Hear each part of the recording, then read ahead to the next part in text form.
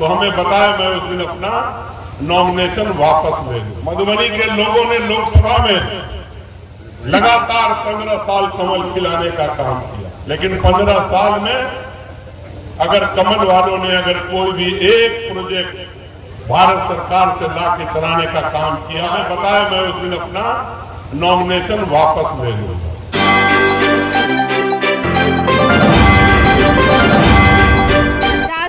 मधुबनी से लोकसभा प्रत्याशी नामांकन वापस लेंगे। यदि मधुबनी लोकसभा से कमल के फूल के सांसद प्रत्याशी ने कोई भी एक प्रोजेक्ट भारत सरकार से लाकर चलाने का काम किया है तो बताएं। राजद के मधुबनी लोकसभा से सांसद प्रत्याशी मोहम्मद अली अशरफ फातमी इंडिया महागठबंधन के कार्यकर्ता बैठक को संबोधित कर रहे थे करजापट्टी गांव में, जहां वह बीजेपी से लोकसभा प्रत्याशी अशोक यादव पर जमकर बरसे और स्पष्ट शब्दों में कह दिया कि जहां भी वह जा रहे हैं कोई सांसद को देखा नहीं और पिछले 15 सालों में मधुबनी लोकसभा में भारत सरकार की कोई योजना का काम में नहीं हुआ है। यदि हुआ है तो कमल के फूल वाले सांसद प्रत्याशी बताएं। एक भी प्रोजेक्ट जो भारत सरकार से लाए हैं तो मोहम्मद अली अशरफ फातमी नामांकन वापस लेंगे। उन्होंने दरभंगा लोकसभा में अपने कार्य को गिनाते हुए कहा कि मैंने दरभंगा लोकसभा से जब सांसद था तो केंद्रीय विद्यालय लाया, कस्तूरबा गांधी विद्यालय लाया, इग्नू का रीजनल सेंट्रल लाया, मानो लाया और कई प्रकार का कार्य किया है जो ग्राउंड पर है। वर्तमान में जो मधुबनी से सांसद है वह अपना कार्य गिनाए। उन्होंने कार्यकर्ता बैठक में अपने कार्यकर्ताओं से कहा कि 20 तक अपने वोट की रक्षा करें और सतर्क रहे। बोले थे नीतीश कुमार कि बाप के घर से लाके नौकरी देगा, और अब फिर कहते हैं कि 1 करोड़ नौकरी कहां से लाके देगा। जब एक छोटा सा राज्य वर्ल्ड रिकॉर्ड बना सकता तो मोदी जी कैसे बोले थे 2 करोड़ नौकरी हर साल देंगे। हालांकि 10 साल हो गए, 10 लाख नौकरी वो नहीं दे पाए। लेकिन आप उस नौजवान नेता पे भरोसा रखें। हम लोग जीत के जाएंगे, इंडिया गठबंधन की सरकार बनेगी, वाम दल भी हमारे साथ है। हम लोग मिलजुल करके गरीबों के सवाल को सबसे आगे रखेंगे और रख करके नौजवानों के लिए, मजदूरों के लिए, किसानों के लिए, हम लोग महिलाओं के लिए, जो समाज में दबे कुचले लोग हैं उनके लिए सबसे पहला पैसा इन लोगों के खाते में जाएगा।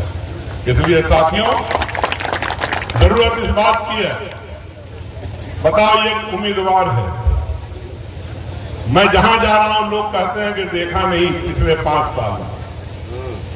मधुबनी के लोगों ने लोकसभा में लगातार 15 साल कमल खिलाने का काम किया, लेकिन 15 साल में अगर कमल वालों ने अगर कोई भी एक प्रोजेक्ट भारत सरकार से ला के चलाने का काम किया है तो हमें बताया, मैं उस दिन अपना नॉमिनेशन वापस ले लूंगा।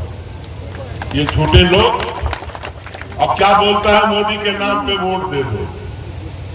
तो पहले भी तो तुमको कमल के नाम पे मिला, 14 में मोदी के नाम पर, 19 में मोदी के नाम पर। तो मोदी जी तो हमारी खिदमत करने नहीं आएंगे।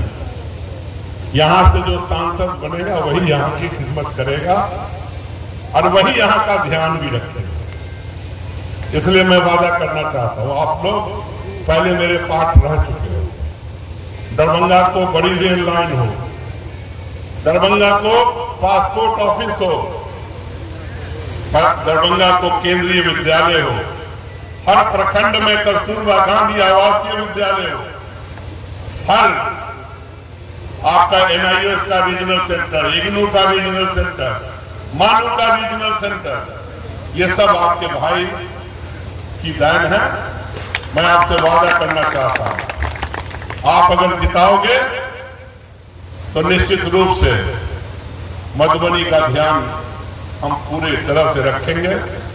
अगर 13 साल में हम ये सब कुछ कर सकते हैं और 15 साल में ये कुछ भी नहीं कर पाए तो आज मधुबनी के लोग बदलाव चाहते हैं। तो आप अपना नॉमिनेशन वापस लेंगे, किस बुनियाद पर आपने इस तरह का उनको भाई देखो जैसे रेलवे आया, जैसे हम केंद्रीय विद्यालय लाए, जैसे कस्तूरबा गांधी लाए, जैसे पासपोर्ट ऑफिस लाए, जैसे यहाँ पे NIOS इग्नू मानू का सेंटर आया, तो इस तरह का काम बताएंगे ना कि ये काम लाए हम, जो स्पेसिफिक।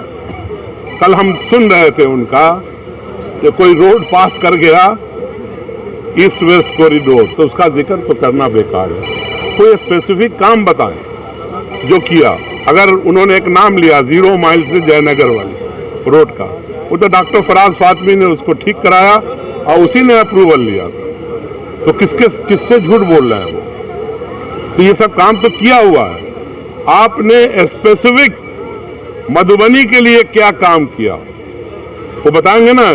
कोई स्टेडियम बना दिया, कोई कारखाना लगवा दिया, कोई शिक्षण संस्थान यूनिवर्सिटी बना दिया, मेडिकल कॉलेज सरकारी बना दिया, कुछ बताएंगे ना कि भारत सरकार से हमने ये काम लाके करा दिया। अशफाक करीम साहब सर आपके पार्टी छोड़ के जदयू में गए हैं, क्या उनके भविष्य की मैं कामना करता हूँ।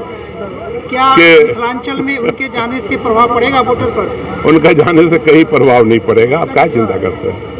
हाँ, देखिए, इंडिया अलायंस महागठबंधन के संयुक्त बैठक था जिसमें सिंहवाड़ा, जाले और केवटी के सभी संयुक्त कार्यकर्ता बैठे थे और आज यह रणनीति तय हो रहा है जो हम लोगों को एक एक बूथ कैसे जीतना है और उसी का तैयारी हो रहा है। अभी मधुबनी के इंडिया अलायंस महागठबंधन के प्रत्याशी राष्ट्रीय जनता दल माननीय अली अशरफ फातमी साहब आए थे, उन्होंने भी कुछ सुझाव दिए हैं और हम लोग इस रणनीति पे बैठ के विचार विमर्श करेंगे और यही फैसला लेने के लिए आगे बैठे। उन्होंने 20 तारीख तक सचेत रहने के लिए क्या इशारा किया उन्होंने?